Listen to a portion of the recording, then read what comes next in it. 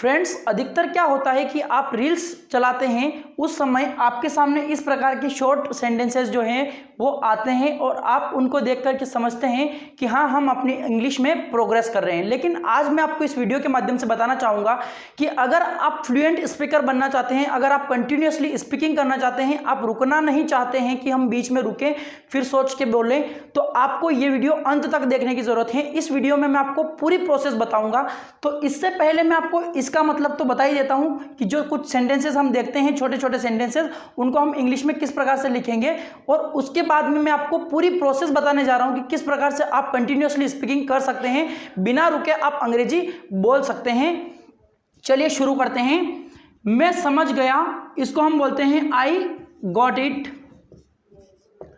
I got it यानी कि मैं समझ गया, या फिर हम एक और सेंटेंस भी बोल सकते हैं कि I have understood. I have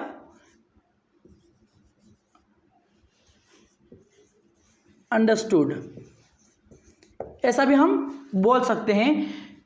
मैं खो गया तो आई एम लॉस्ट, हम इस प्रकार से भी बोल सकते हैं। मैं डर गया, I got afraid. I got afraid. लो में आ गया, here I am. Here I am. मैंने तुम्हें ढूंढ लिया, I found you. I found you. मैंने तुम्हें ढूंढ लिया, आई फाउंड यू। मैं पीछे हट गया, I gave up. I gave up. इस प्रकार से हम इन शॉर्ट सेंटेंसेस को देख करके हम सोचते हैं कि हाँ, हमने सीख लिया। लेकिन दोस्तों, आपको पता है कि अगर कोई बीमारी होती है तो उसका जो कारण है वो हमें ढूंढना होता है, और उस कारण पर जाकर के हमें उस बीमारी का जो सॉल्यूशन वहां से करना होता है। लेकिन हम यहाँ पर क्या कर रहे हैं, केवल ऊपरी तौर पर हम उसका सॉल्यूशन निकालने की कोशिश कर रहे हैं, केवल इन सेंटेंसेस को रटने की कोशिश कर रहे हैं। लेकिन अगर आप इसी चीज़ को समझ लेंगे अच्छे तरीके से, तो आपको फिर रटने की ज़रूरत नहीं होगी, और आप इसके बाद में ये 5-6 सेंटेंसेस के बजाय अगर 50 से 60 सेंटेंसेस भी आते हैं तो आप उनको बना पाओगे। तो वही तरीका मैं आपको इस वीडियो में बता रहा हूँ, तो बने रहिए मेरे साथ इस वीडियो में अंत तक। फ्रेंड्स, इंग्लिश स्पीकिंग करने के लिए हमें टेंसेस सीखना और कुछ ग्रामर सीखना बहुत ही ज़रूरी होता है। अगर आपने टेंस पढ़ रखे हैं तो ओके हैं, लेकिन अगर आपने टेंस नहीं पढ़ रखे हैं तो आप पहले टेंस पढ़िए। पास्ट टेंस को पढ़ने के बाद ही आप स्टोरी टेलिंग कर सकते हैं।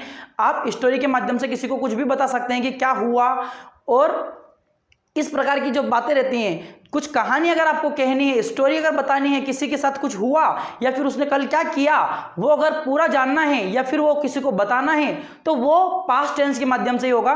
तो मैं आज आपको पास्ट टेंस के बारे में बताना चाहता हूं। अगर आपने पास्ट टेंस का वीडियो नहीं देखा है तो आप पहले जाकर के पास्ट टेंस का वीडियो देखिए, उसके बाद इस वीडियो को आप फिर से शुरू कीजिए। चलिए शुरू करते हैं। देखिए, पास्ट टेंस में क्या होता है, आपको पता है कि सब्जेक्ट होता है प्लस हम V2 का यूज करते हैं, वर्ब का सेकेंड फॉर्म, और उसके बाद में हम ऑब्जेक्ट का यूज करते हैं। कई बार ऐसा होता है कि हम सब्जेक्ट का यूज करते हैं प्लस हम यूज्ड टू का यूज करते हैं, उसके बाद में हम V1 का यूज करते हैं और ऑब्जेक्ट का यूज करते हैं। इस प्रकार से हम जो हैं वो सेंटेंसेस बनाते हैं।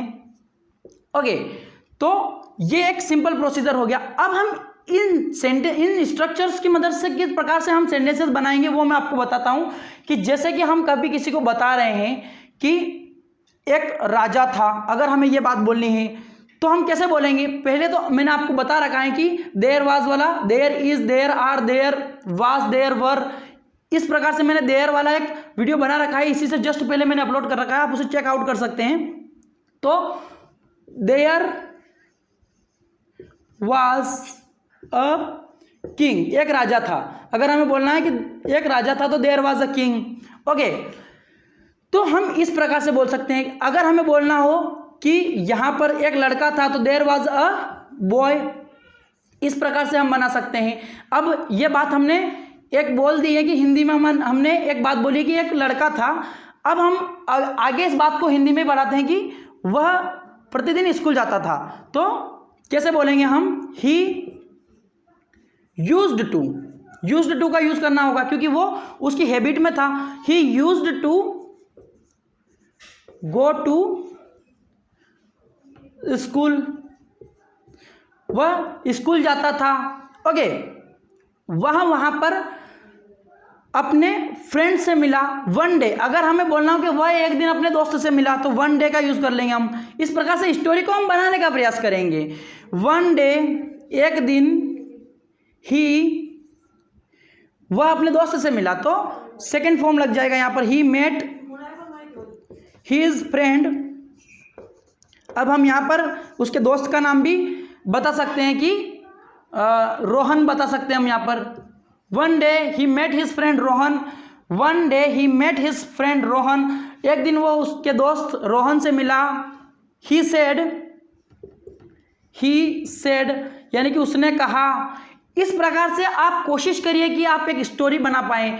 उसने कहा, अभी उसके शब्दों में हम बोल सकते हैं डायरेक्ट स्पीच में, क्या कल तुम स्कूल आए थे। अगर हमें ये बोलना हो कि did you come to school, did you come to school, क्या तुम स्कूल आए थे। अगर हमें बोलना हो कल आए थे तो यस्टरडे। उसने उसके मित्र से पूछा कि क्या तुम कल स्कूल आए थे। इस प्रकार से हमारा सेंटेंस हो जाएगा, हिज फ्रेंड सेड, यानी कि उसके दोस्त ने कहा। हिज फ्रेंड सेड, उसी के अक्षरों में हम, उसी के शब्दों में हम उस बात को बोलते हैं कि I didn't come school, I did not come to school, मैं स्कूल नहीं आया था। यस्टरडे, मैं कल स्कूल नहीं आया था। इस प्रकार से हम पास्ट में एक स्टोरी को क्रिएट कर सकते हैं और हम इस बात को कहीं पर भी ले जा सकते हैं, कितनी भी आगे बढ़ा सकते हैं। और इसी प्रकार से आपको लिखने की बजाय आपको बोलना चाहिए, मतलब कि आपको सोचना होगा कि जैसे कि कोई किसी से मिल रहा है या फिर मैं किसी से मिल रहा हूं तो हम किस प्रकार से बात कर रहे हैं वो आपको हिंदी में सोचना होगा और उसी को आप इंग्लिश में बनाने की कोशिश करिए कि किस प्रकार से आप उसका जो है इंग्लिश बना सकते हैं। उम्मीद करता हूं आपको कुछ इस वीडियो से इंफॉर्मेटिव जानकारी मिली होगी। अगर आपको कुछ इस वीडियो से सीखने को मिला हो तो इस चैनल को सब्सक्राइब कर लीजिए ताकि आगे भी मैं जब वीडियोस अपलोड करूंगा तो वो तुरंत आप तक पहुंच जाएंगे। इस वीडियो को यहां तक देखने के लिए थैंक यू वेरी मच। अगर वीडियो अच्छा लगा हो तो लाइक ज़रूर करें। Thank you very much. जय हिंद, जय भारत।